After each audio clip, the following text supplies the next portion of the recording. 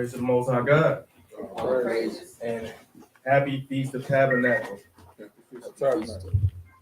So tonight's class is going to be sort of a refresher.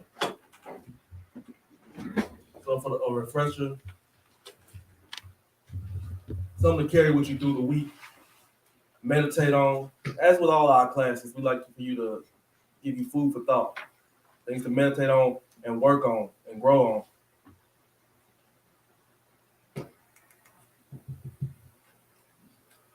So, with that being said, today's class, right to the title, is Who is the Wise Man or Woman? Who is the wise man or woman? So before we get into, when you talk about wise, you're talking about wisdom. Who has wisdom? Who uses wisdom? That's what we're gonna talk about is we're gonna explain this wisdom that I'm talking about in this title. That's what today's class, we're gonna explain the wisdom I'm talking about. This wisdom is vast. It covers many things, many topics, many different situations. So for this class tonight, we're covering a specific type of wisdom. Who has this wisdom? Are you that person? Do you have this wisdom? So first, let's talk about wisdom just a little bit. Get Sirach chapter 4, starting verse 11.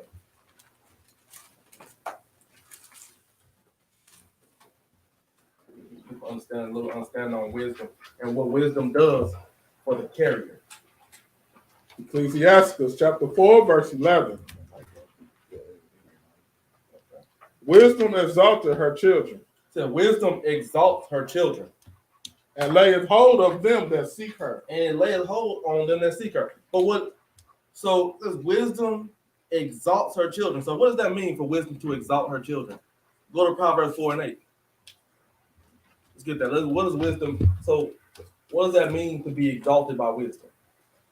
Proverbs chapter 4, verse 8. The book of Proverbs chapter 4, verse 8.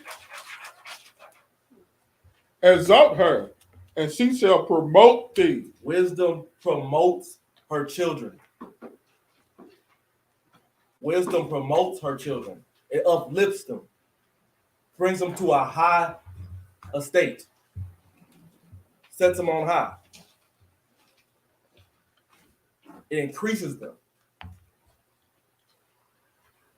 Wisdom increases her children. Okay? Go back to Sirach 4, read verse 11 again. Ecclesiastes chapter 4, verse 11. Wisdom exalted her children, and layeth hold of them that seek her. So who are wisdom's children? Get Matthew chapter 11.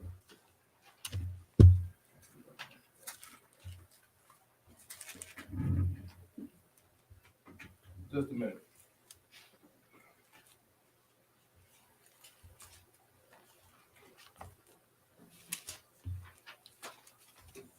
Just a minute.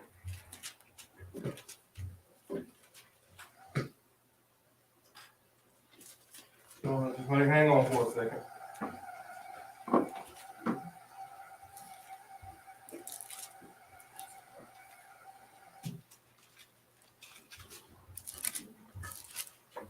FM mode.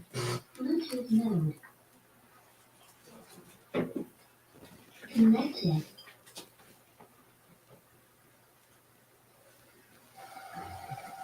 Matthew 11 and verse 19.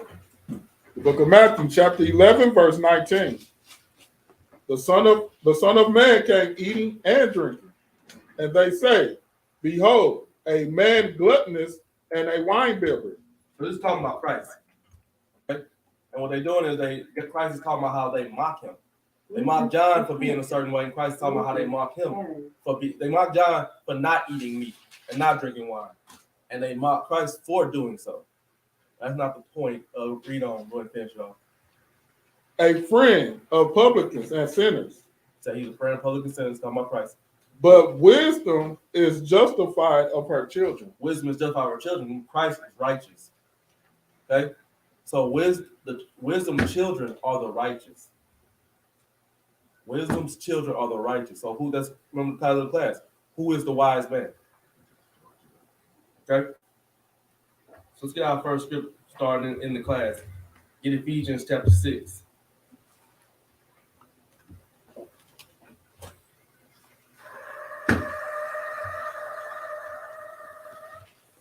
Start at verse. Get Ephesians 6 and 16. The book of Ephesians, chapter 6, verse 16. Above all, taking the shield of faith, wherewith ye shall be able to quench all the fiery darts of the wicked. I'll get this script. I want you to understand when you have wisdom. This is what wisdom gives you. Okay? Your wisdom is supposed to protect you against those who are out to destroy you. Okay? Wisdom is supposed to protect you from those who are out to destroy you, those who are out to get you. Those who all are enemies of God and God's people. Read that again for me. Ephesians chapter 6, verse 16. Above all, taking the shield of faith, wherewith ye shall be able to quench all the fiery darts of the wicked. So that wisdom is that shield of faith. That wisdom is going to give you that shield of faith. Wisdom helps you build your faith. Okay? So when you go into the world, you deal with the wicked. You can deal with them. You can rebuke.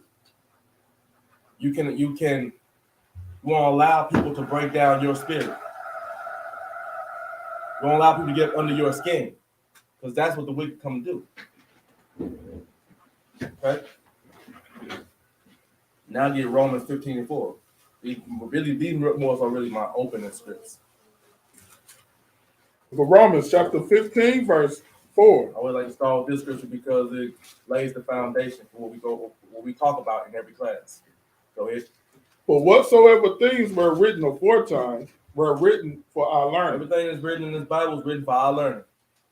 Our ancestors went through it so we could go through it. It was all written for our learning. So when I read to you, when I bring out the scripts I bring out to you today, were all written for your learning, for you to take and use. Not just to read, not just to go over and forget about. It's for your understanding, for your growth, for you to use day to day. Everything written was written for our learning. Now, Ecclesiastes, chapter 8, starting 1. Book of Ecclesiastes, chapter 8, starting 1. Ecclesiastes chapter 8 and verse 1. Who is as the wise man? So that's the question, that's the title of the class. Who is as the wise man? Keep that in your memory bank. Who is as the wise man? Go ahead. And who knoweth the interpretation of a thing? Who knows the interpretation of a thing? Who can understand? Who can discern? Who is the wise man? Who can discern spirits? Who can discern what's going on around them? Go ahead, verse 2. Go ahead, you repent that verse 1. A man's wisdom maketh his face to shine. Wisdom changes you. Wisdom makes your face to shine and makes your face to shine before others. People can see your wisdom. They can tell you got sense. Go ahead. And the boldness of his face shall be changed. The boldness of his face shall be changed. The boldness of his face shall be changed. Understand, wisdom also humbles you. Wisdom humbles you. Wisdom makes you to see the big picture. Whatever you're dealing with, wisdom makes you to see the big picture, not just what's right in front of you. With wisdom, you can face down any situation and come out on top. Go ahead, get verse 2. I counsel thee to keep the king's commandments. So I counsel you to keep the king's commandments. So I'm talking about humbling and keeping the king's commandment. So I counsel thee to keep the king's commandments. This is a commandment to keep the king's commandment. So I'm counseling y'all right now. Keep the king's commandment. Go ahead. And that in regard of the oath of God. And that in the regard of the oath of God. Okay, so what is the king's commandment? I'm going to touch on that. But first, before we get into it, I want to get to some situations. So remember that I counsel you to keep the king's commandment.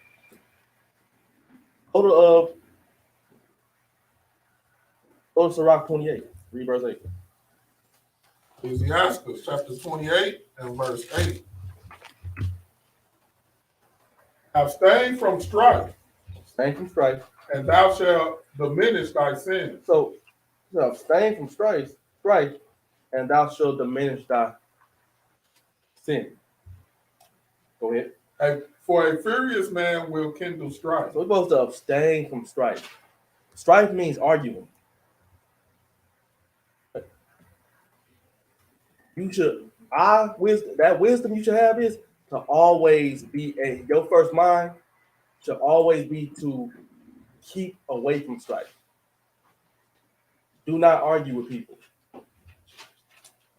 Read that second part again for me. For a furious man will kindle strife. It says a furious man will kindle strife. So who are you, that furious man or woman? Are you going to allow a situation to get worse? But you arguing with somebody. That's what strife is, right? Arguing with someone. Are you going to allow yourself to make that situation worse? Are you going to keep that commandment and abstain from it? We're going to get deeper on it. Go back to Sirach 8 and read verse 2. Now go to Sirach 8 and read verse 2. Ecclesiastes chapter 8 verse 2. Be not at variance with a rich man. It said, be not at variance with a rich man. Don't be out here arguing or beefing with a rich man. Why does it say that though? Because be not at variance with a rich man.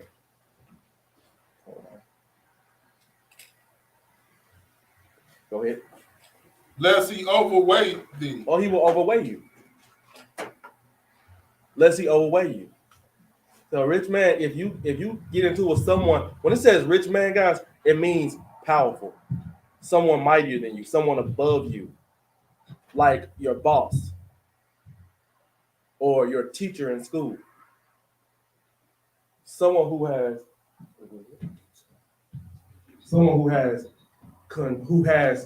certain control in your life. Don't be at variance with someone who's more powerful than you, or they will overtake you. We got situations where our people all the time think, we can go to work and we could tell our boss what we will and won't do. We tend to mouth off at our bosses or the police. You see people telling the police, I'm not letting my window down here. I put my license on the window. You can just read it here. No, let your window down. Why? All you doing is kindling strife. Let your window down. You want this to be a peaceful situation. Put your window down, give them your license so you can go home to your family. Because all you're doing is making someone who has more power than you angry. That's all you're doing. So the Most High tells us already, don't kindle strife. Don't be at variance with a rich man. That rich just really means powerful, somebody above you. And it means, for those times of our ancestors, kings, people over them, people above you. Oh, go ahead, finish up on that. Lest he overweigh thee, for gold have destroyed many, and perverted the hearts of kings. Says gold has destroyed many and perverted the hearts of kings. So why does it say gold has destroyed many and perverted their hearts? Understand something. You never know who you're dealing with. Okay? You never know who you mouthing off to. That's why the Most High protects us through his laws. If you talk back to them and they have certain power over you, they'll use it. They'll use it. That's why our people are getting gunned down by the police after talking back, after going back and forth with them, getting choked out. The police are killing our people and they're getting away with it. They know their power. It's us who don't know our power. The Most High give us our power in a sense of don't create strife. Don't be going back. Don't be at variance with people like that. Get more into it though. It's Sirach 31, start at verse 6. I had a precept on that. What you said about the police. Give Matthew 5. About the police. Matthew 5 and read verse 25. Matthew chapter 5 and verse 25. So he said, sometimes we think we do have rights, but only in public. Secretly, we don't have rights. Our enemies don't care about our rights. When it's just you and them and nobody's around, we don't have no rights.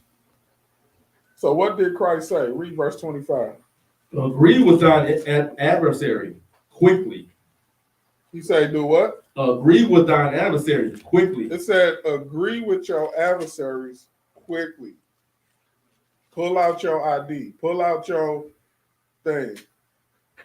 Registration, insurance card. You can't start trying to invoke our so-called rights until we in public. But when it's just you and that cop alone, Christ say what? Agree with thine adversary quickly. Go ahead. Whilst thou art in the way with him. It say, why are you in the way with him? Go ahead. Lest at any time the adversary deliver thee to the judge. He do what? Lest at any time the adversary deliver thee to the judge. That cop go deliver you to the judge and what? And the judge deliver thee to the officer, and thou be cast into prison. And you gonna be cast into prison. That's what happened to us. We gotta learn how to be wise as a serpent, harmless as a dove. When it's just you and these cops alone, ain't no rights. Ain't no rights to you in public. So remember that. Let's get to Rock 31. Something to remember. That's that wisdom we talking about. What will the wise man do? So Rock 31 started verse 6. Ecclesiastes chapter 31, verse 6. God have been the ruin of many, and their destruction was present. So it says, gold have been the ruin of many, and the destruction was present. Gold will drive people to do crazy things. People will give their soul for gold, riches. Gold drive men mad, and it corrupts them. Okay? So when you're dealing with somebody with power, that's why you got to have a spirit of discernment and know who you're dealing with. Like I said, we go on our jobs and we think we can just tell people what we will and won't do. We have to have that spirit of, I don't even want to get ahead of myself. Go ahead, read verse 7. Verse 7. No, what? Yeah, read verse 7. It is a stumbling block unto them that sacrifice unto it. People who love their riches, they go. It says God says a stumbling block unto them because it throws them off, and that could be for the Israelite man. It messes up their thinking. It deters them. They don't think straight. All they care about is their riches. You gotta know your adversary. Go ahead. Blessed is the rich. Verse 7. Verse 7. It is a stumbling block unto them that sacrifice unto it, and every fool shall be taken therewith. And every fool should be taken therewith. Me, the foolish person, their treasures is going to be the end of them. That's going to be their God. So most of our rulers, most people that are in charge of you, especially in this country, in this society, they're corrupted by their riches. And that's dealing with anybody who has power. Let's go back. Go ahead. Those who have kind of going off the fact that, like, when you were saying know your adversaries, because and it was kind of off of one Marcus had brought up too. Let's go to Psalms 10 real quick. I just want to hit one because yeah, sometimes you don't always. It's a lot of precepts on this, but it's a lot of times you don't know the full aspects of your adversary.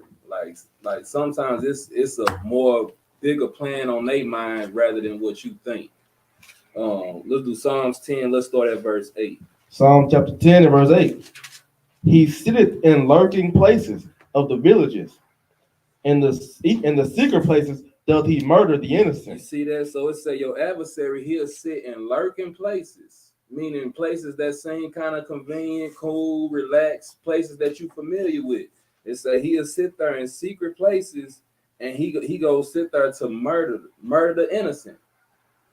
Your adversary is that's the purpose of your adversary. He's there to murder the innocent. Go ahead. His eyes are privately set against the poor. You see that, and he's completely set against you. Anybody that's being righteous, your enemy, he's gonna be set against you every single time. And you gotta be knowledgeable to that. Go ahead. Verse 9. He lieth in wait secretly as a lion in his den. You see it, and it's saying your adversary, a lot of the times they go sit back and just lie and wait.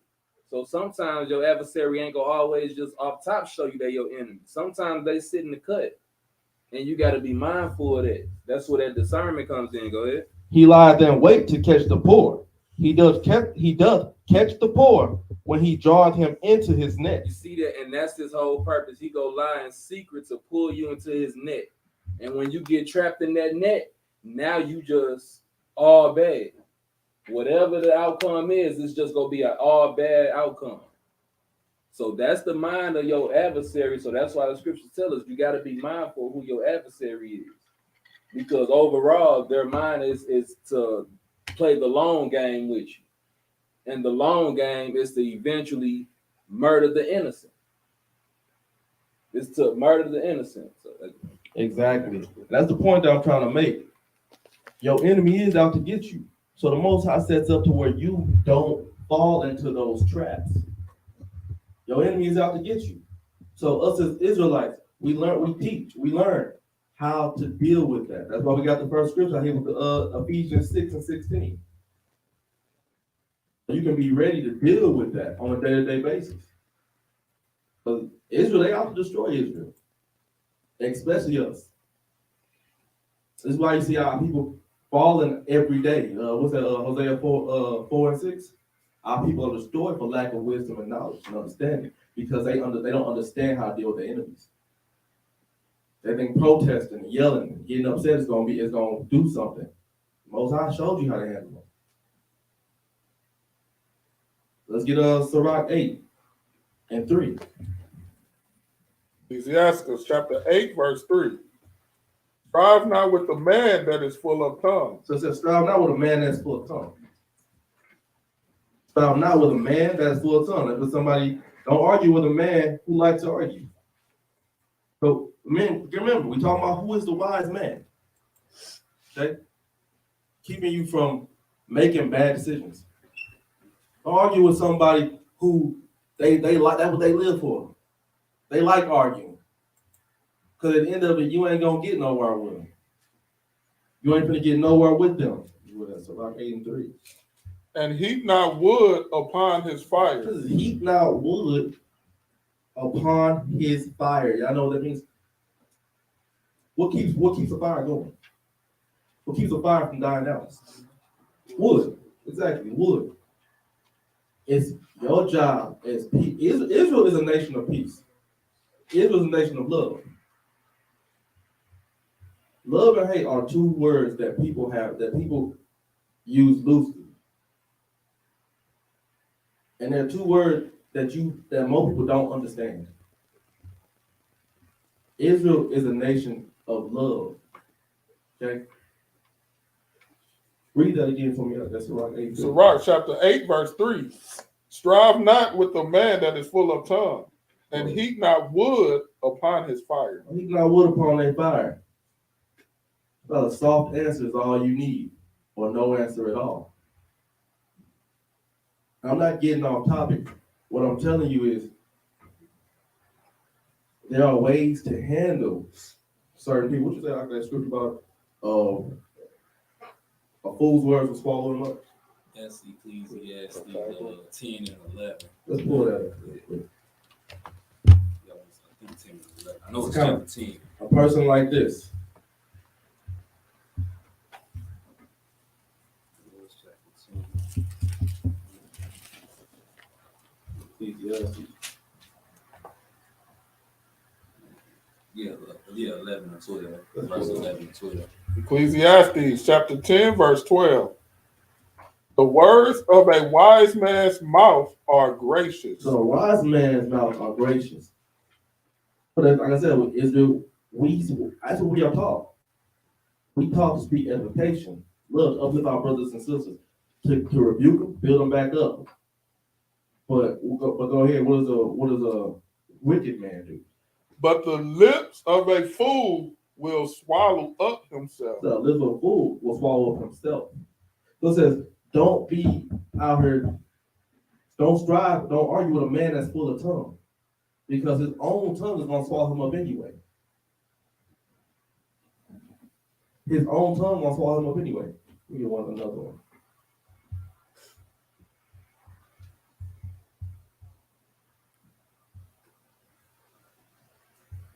Got another one for you.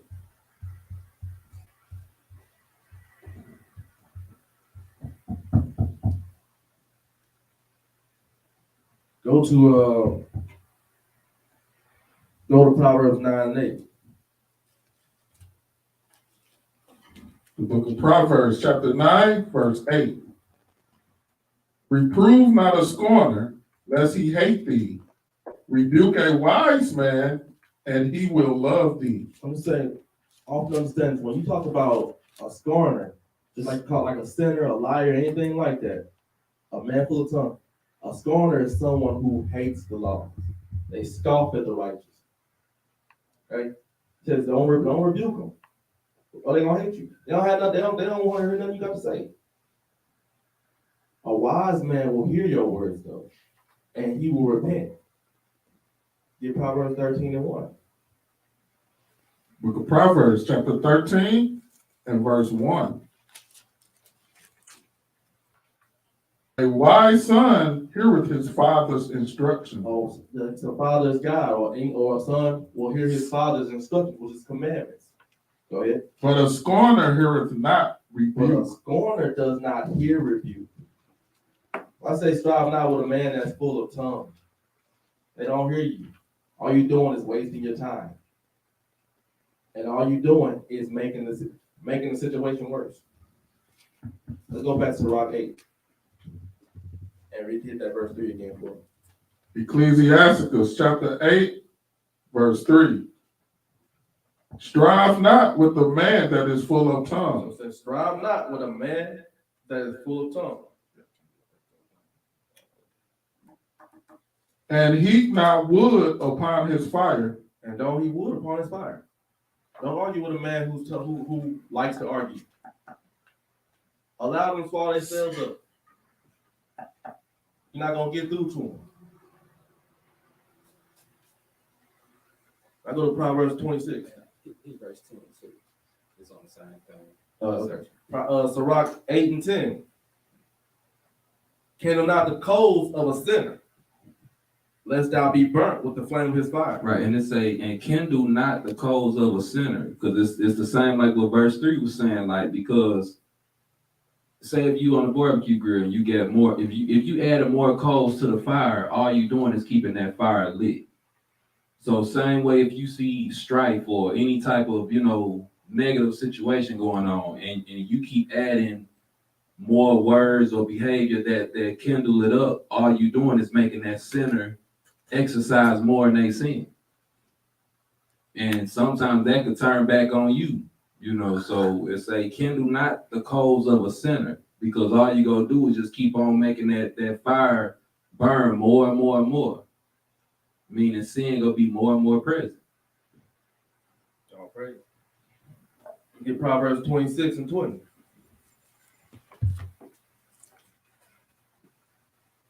Book of Proverbs, chapter 26, and verse 20.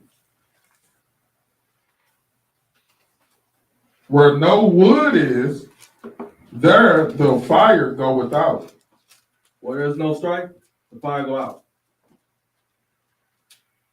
A soft answer or say nothing at all? Go ahead. So where there is no talebearer, the strife ceases. A talebearer is like a whisperer, somebody who like to keep mess going, always talking. They go from different circles. They like to kindle strife. So what is bordering on is, are you a talebearer, or are you a wise man, a woman? Are you gonna keep the fire going, or are you gonna put it out? That's what it goes into. Are you a talebearer or are you a peacemaker? We get that Matthew 5, blessed are the peacemakers.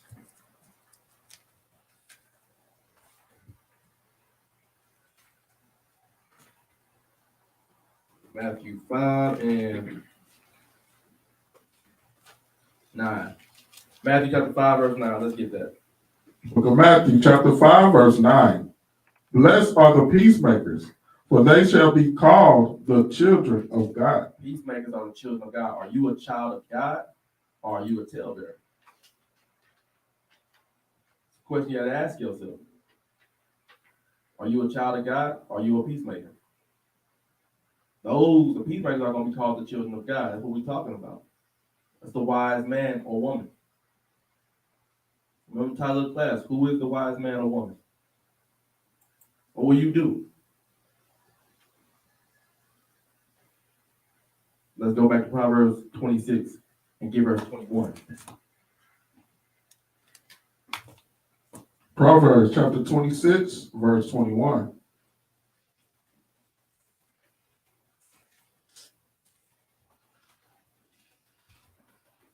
As coals are to burning coals, and wood to fire, so is the contentious man to kindle strife. Contentious man loves to, that's what he is. You're a fire starter. Let argue. We got to make sure we're not that contentious man or woman. Or are you that peacemaker? Are you that child of God? One more time on that. Proverbs chapter 26, verse 21.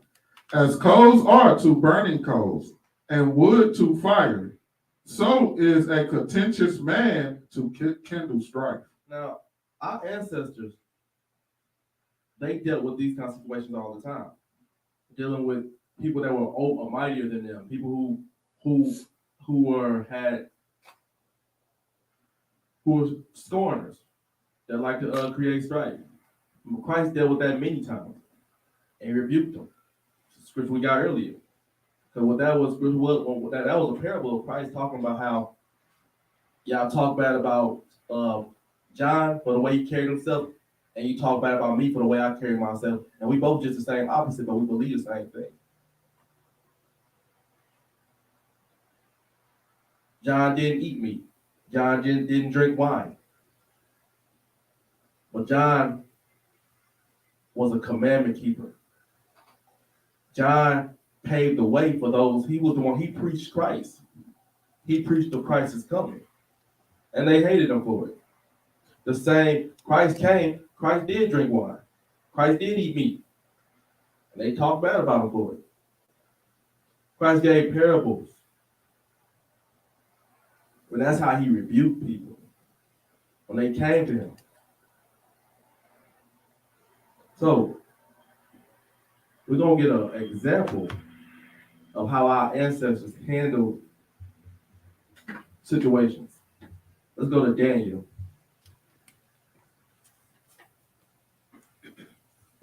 And get Daniel chapter 3, started verse 1.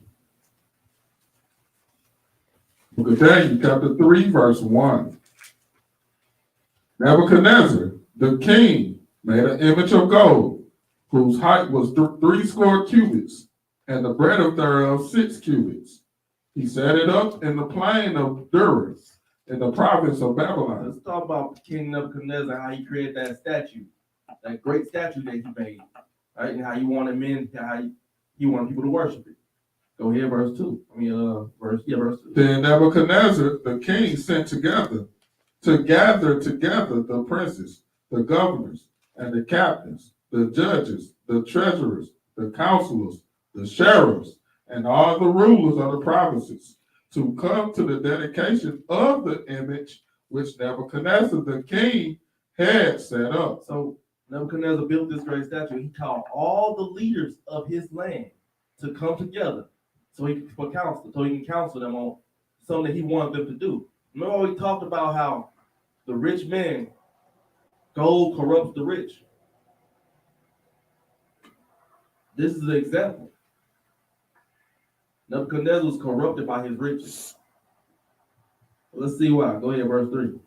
Then the princes, the governors and captains, the judges, the treasurers, the counselors, the sheriffs, and all the rulers of the provinces were gathered together unto the dedication of the image that Nebuchadnezzar the king had set up. Now, they will gather together for dedication. It's the ceremony. They're about to dedicate themselves to this image. Okay? This is a big ceremony. Kind of like the Pledge of Allegiance. He wants everybody to come together so they can dedicate themselves to this statue that he has had built. Go ahead. And they stood before the image that Nebuchadnezzar had set up. Everybody stood before it. Everybody stood for it, like putting their hand on their chest. But they bowed. Go ahead. Then a Herod cried aloud, to you it is commanded, O people, nations, and languages. He's talking to everybody. Remember, they got Israelites living among them too. But this is in the time of Daniel, Shadrach, Meshach, and Abednego. Y'all don't know, Daniel was the mentor to them, to those three. Shadrach, Meshach, and Abednego. He was a mentor. Go ahead. Verse 5. That at what time ye hear the sound of the cornet, flute, harp, sackbut, psaltery, dulcimer, and all kinds of music, ye fall down and worship the golden image that Nebuchadnezzar the king has set up. Now, how y'all know, like, even when they do the Pledge of Allegiance, they have a way of letting you know they about to start it, right? They say, all rise, right? And everybody come together. Everybody come together and they put their hands on their chest and they get ready to pledge their allegiance. What happened to, what's his name? Colin Kaepernick. He chose not to put allegiance. And what happened to him? A blackball. Exactly, got blackballed. It ruined his career. It's the same here. The Most High God says no new thing under the sun. Same thing. Let's see who's gonna get into it. Verse 6. Verse 6. And whoso falleth not down and worship shall the same hour be cast into the midst of a burning fiery furnace. There. Now, right there, you can stop right there. Whoever did not bow down to this image will be cast into the fire. Now, Nebuchadnezzar, he knew that the Israelites, they serve God. They don't serve images. He knew that. He had understanding on this. But see, he was corrupted. And he was this image, I believe this image supposed to look like him, right? In a sense. Either way it go, he wanted everybody to worship his image. And if you didn't, you was gonna be cast into fire. Destroyed. Now it takes a lot to stand up against something like that. But the greatest thing you can have at that time is wisdom, the Holy Spirit. There you go. Jump down to verse.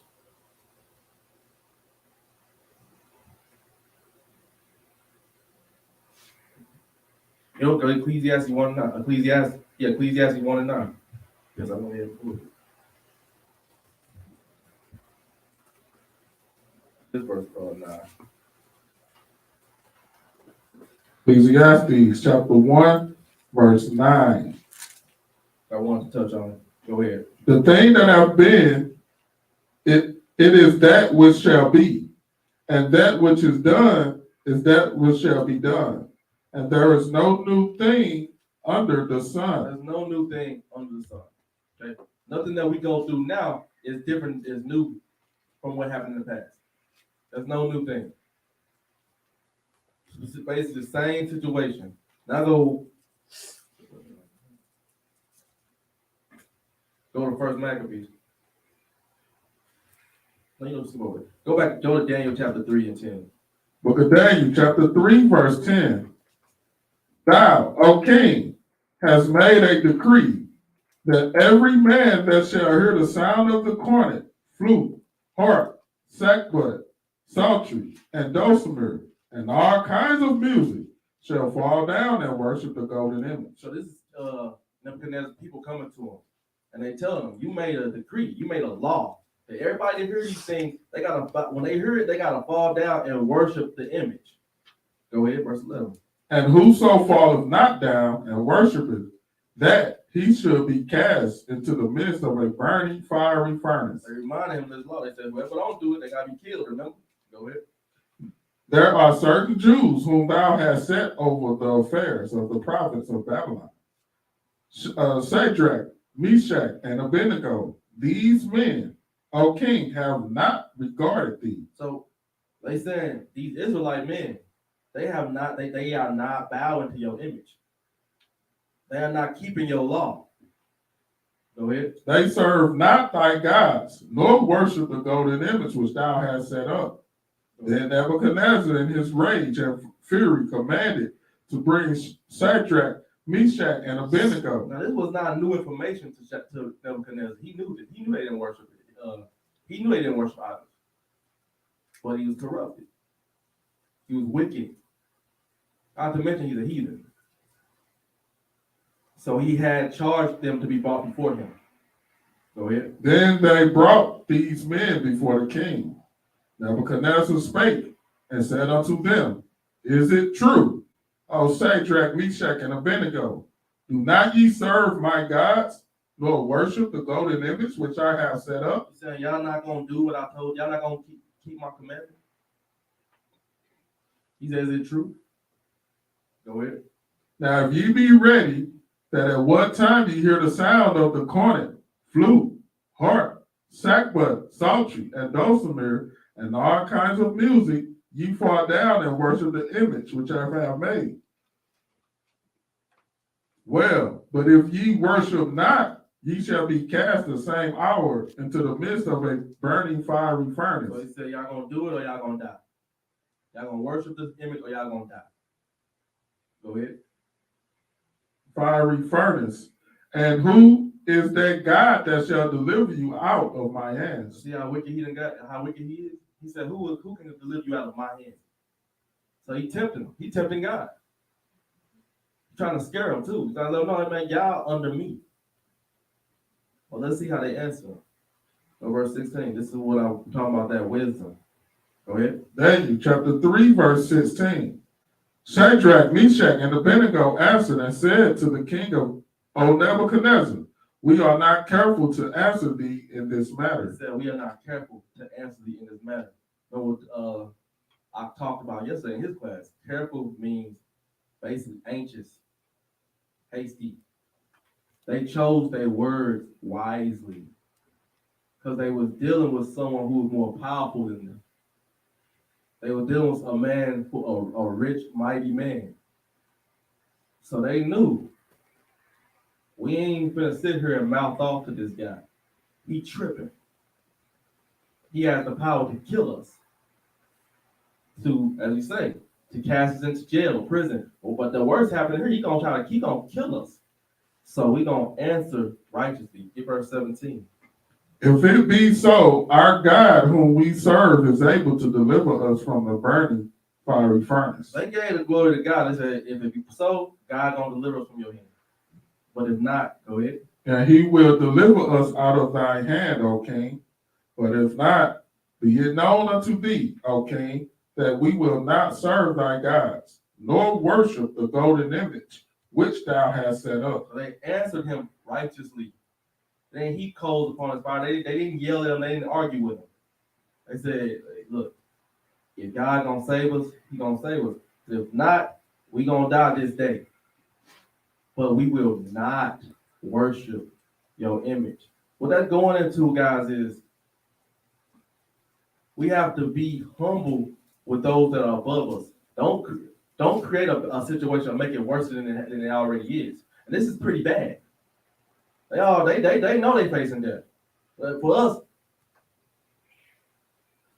a soft answer turn away wrath. So you always put God first. Always find a way to make peace in whatever situation you're in. That's what they put God first. Allow wisdom to lead. Don't argue with anyone. So especially those who have the power to punish you, who have the power to fire you from your job. Yeah, you're not, like I said, we're not gonna go into sin for you. Only time you disagree with those above you if they are trying to get you to sin. If they are trying to get you to sin. And there's always a righteous answer even to that. There's always a righteous answer. Let's get some more. Go to Matthew 10:28. So I'll ask a question. So, we don't read Daniel 3:17 one more time.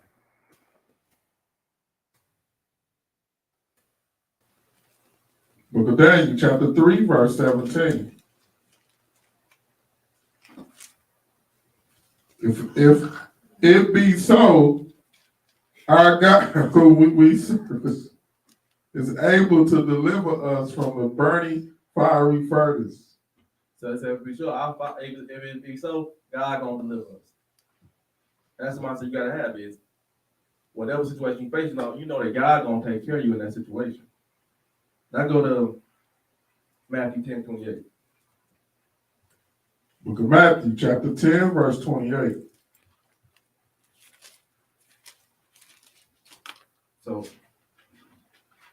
this is why. So I asked the question, why in that verse 17, why did they answer him this way? Why did they answer him this way? Go ahead. And fear not them which kill the body, but are not able to kill the soul. They already knew. They wasn't afraid. They're not afraid of the man that can kill the body but not able to kill the soul. Go ahead. But rather fear him which is able to destroy both soul and body in hell. But fear him that's able to destroy both soul and body in hell and cast you into hell. See, they knew they were dealing with a furious man. They were not afraid of his judgment. They feared God, but they also knew how to deal with him. See, in this situation, they were already getting the death penalty. But even though they knew they would get death penalty, they still answered righteously. He really had no reason to be upset with them. I go to Ecclesiastes 8.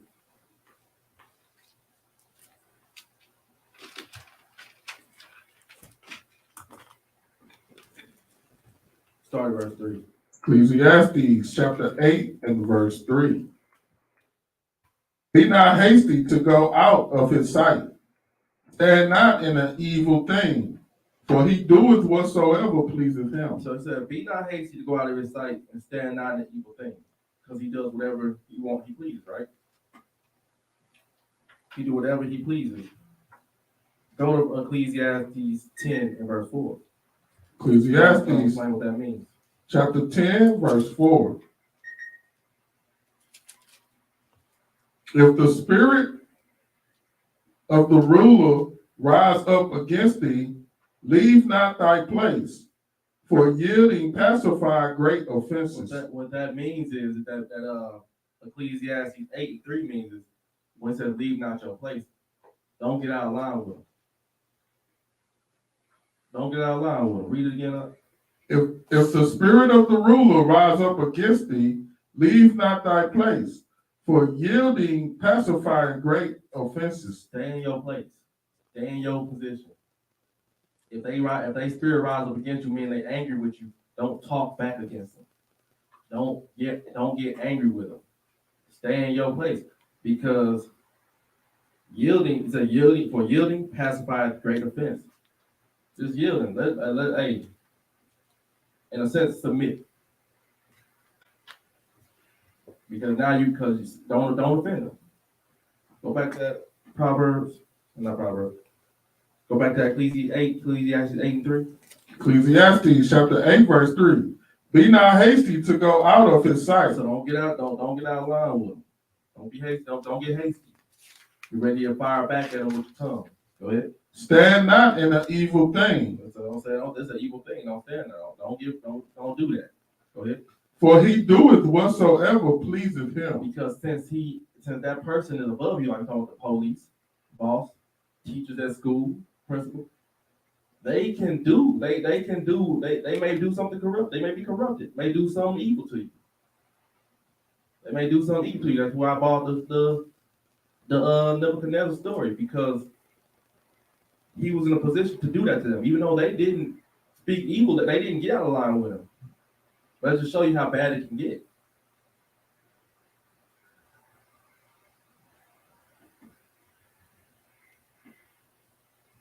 Let's get Ecclesiastes 8 and 2. Ecclesiastes chapter 8, verse 2. So we talked about the King's Commandment. That's what we were at when I started class, talking about the King's Commandment. Go ahead. I counsel thee to keep the king's commandment. So I counsel thee to keep the King's Commandment.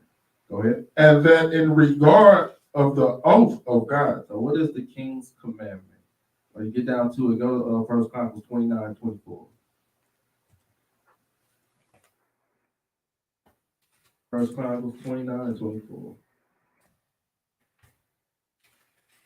1 Chronicles chapter 29, verse 24.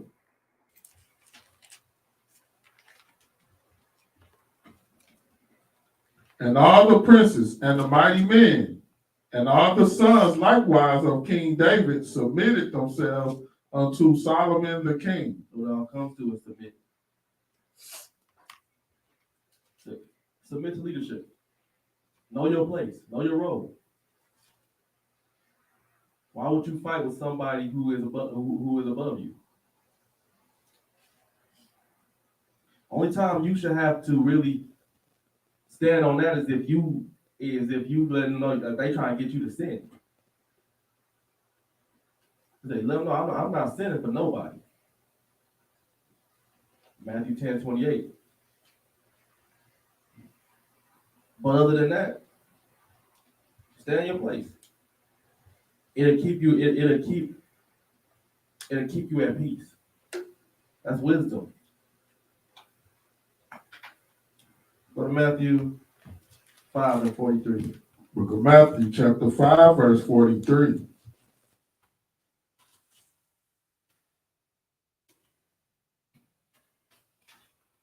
Ye have heard that it have been said, thou shalt love thy neighbor and hate thine enemy. So we get into how to handle people. You should love your neighbor and hate your enemy. This is Christ talking, because you're supposed to love your neighbor, you're supposed to love Israel and hate your enemy. Hate them meaning don't be like them. What that hate means is don't join to them. Don't learn their ways. That's what that means. Don't take up none of their ways. Don't worship idols. Don't eat the food. Don't eat that food that the Most High said was abomination. Don't keep their traditions. That's what it means to hate them. Love your neighbor. Love Israel. Do good unto Israel. Look at what Christ. This is what Christ is trying to tell you. Look at this. Go ahead. Verse 44. But I say unto you, love your enemies, bless them that curse you, do good to them that hate you, and pray for them which despitefully use you. This says, love your enemies. Well, go ahead, read verse 45. And persecute you, that ye may be the children of your Father which is in heaven. That you may be the children of your Father which is in heaven. What it means, love them, is it means just show them, just keep peace with them. Be at peace with them. That's what all that really means, is be at peace with them. I walk around creating strife with nobody. Be at peace. Verse 45 from the top again. That ye may be the children of your Father which is in heaven. Because remember, blessed are the peacemakers. Blessed are the peacemakers. Because they will be called the children of God. Be a peacemaker. Have peace with your boss. Have peace with your principal. Have peace with the police. Go ahead. For he maketh his sun to rise on the evil and on the good, and sendeth rain on the just and on the unjust. Go ahead, verse For 47. if ye love them which love you, what reward have ye? Do not even the publicans the same? And if ye salute your brethren only, what do ye more than others? 346 again. For if ye love them which love you, what reward have ye? So it's easy to love somebody, to have peace with somebody that's peaceful to you. It's harder to have peace with somebody that is not peaceful with you. It's a test. It's a trial of your faith. Something to work on. Go ahead, verse 47. And if ye salute your brethren only, what do ye more than others? Do not even the publicans so? Verse 48. Be ye therefore perfect, even as your Father which is in heaven is This perfect. is how you be perfect, by being a peacemaker. This is one of the steps to being perfect. Being a peacemaker. This is what the wise man or woman does. Get Ephesians 6, start at 5.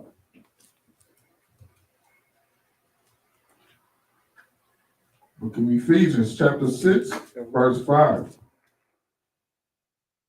Servants, be obedient to them that are your masters. So those that are over you, even in congregation leadership, says be obedient.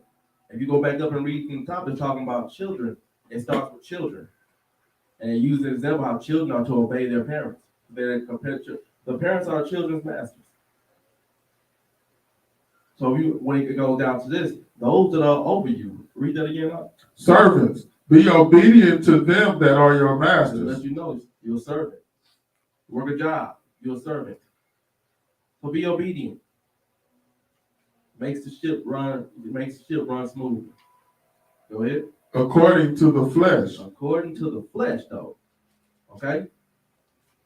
Because you can get it twisted. To be obedient to them according to the flesh. Go ahead. With fear and trembling and singleness of your heart as unto Christ. Go ahead, verse 6. Not with eye service as men pleasers. Not as man pleasers. Don't be obedient to them according to the flesh, but do not become a servant to them as they start to worship them. You are obedient to them because of the Most High, and being obedient to them, you are being obedient to God. That's who you're being obedient to, because it's His commandment. But don't get crazy with it and become basically a sucker to the point where you are obedient to them as their servant, as they are your God. They can tell you to do anything. Don't take it to that level. Go ahead. But as the servants of Christ, doing the will of God from the heart. So you're doing it for the will of God from the heart. Go ahead, verse 7. With good will doing service as to the Lord and not to men. So you're doing this for God, not men. Some people, like I said, some people tend to get crazy with it. You're doing this for God, not men.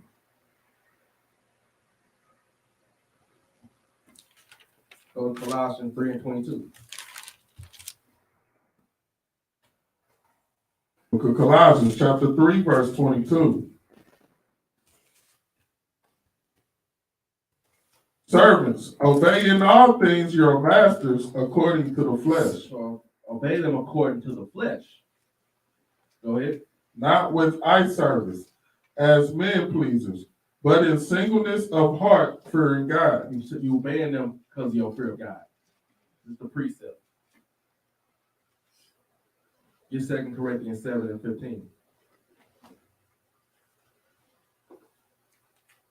2 Corinthians chapter 7 and verse 15. And his inward affection is more abundant toward you, whilst he remembered the obedience of you all, how with fear and trembling ye received him. So with fear and trembling, we're supposed to receive God. Read that again for me. 2 Corinthians 7 and 15. And his inward affection is more abundant toward you, while he remembereth the obedience of you all, how with fear and trembling ye received him. So we're supposed to receive God with fear and trembling. Once that Most High remembers us because we receive him. That's the wisdom. That's the wise man. Who is the wise man? The wise man is the person who knows.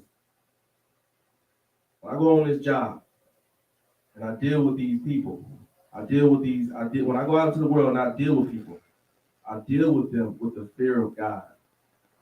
That is the answer to the question, who is the wise man? The person who carries the fear of God with him into the world. Okay.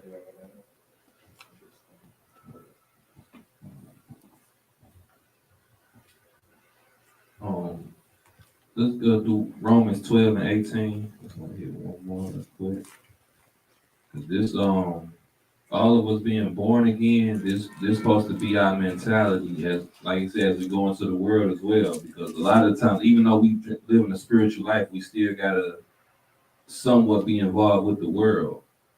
So because of that, we gotta arm our minds also. Romans 12 and 18. Romans chapter 12 and verse 18. Rejoicing in hope, patient in tribulation, continuing instant in prayer. Nothing. I'm sorry, you said 18. Yeah. If it be possible, as much as lies in you, live peaceably with all men. You see that? So it says, so if possible, live peaceably with all men. So it kind of goes back to like how you brought out earlier in that Matthew 5 about being a peacemaker. It goes into, being a peacemaker as well. So it say, if possible, live peaceably with all men. Meaning you should always try to find, meaning even if you can't always have a positive outcome, you at least want to settle for something neutral. You never want to settle for a negative outcome. If possible, try to at least make something neutral. Even if it can't be as positive or as great as it could be, at least, at the very least, try to make situations neutral, because that's you applying the scriptures and living peaceably with all men, rather than just going into F it or F you and all this, whatever else it can go. That's easy. It's easy to get angry. It's easy to react. It takes discipline to change your behavior or to be grounded in a more growth, in a growth pattern. So it say, if possible, live peaceably with all men. Meaning that should always be the final outcome. It should be at least neutral rather than negative. All your outcomes got to be, if it can't be positive, at least strive for neutral. That should be it, All right. Let's get Matthew 26.